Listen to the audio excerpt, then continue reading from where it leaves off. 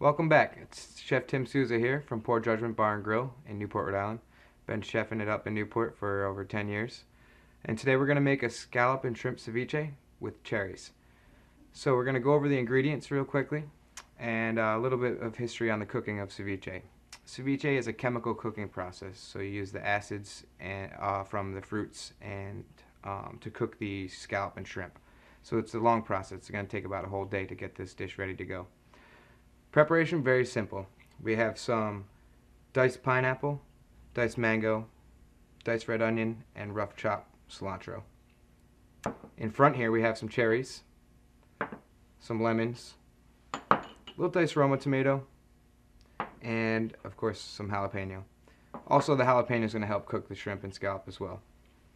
We also have some white tiger shrimp. We have a whole one, we have some diced up, and we have some sea scallop, whole and diced. So what we're going to do is we're going to use the diced product, and we're going to incorporate all these ingredients together. The lemon juice, the cherries, the mango and pineapple, a little bit of citric acid there, some red onion, the cilantro, jalapenos, and tomatoes. All go into a bowl, mix it well. A little bit of salt and pepper if you'd like, but I like to leave it just as is. This is going to go into the refrigerator covered for at least 24 hours. You'll know your ceviche is ready when the shrimp and scallops start to turn color a little bit. The shrimp should look a little bit pink, and the scallops are going to look a little more white. They should be a little bit opaque right now.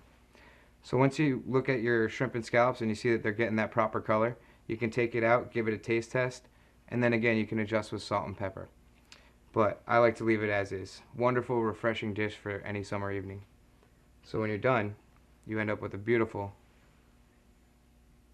ceviche. And I like to serve mine in a martini glass, also with a cocktail on the side. Enjoy.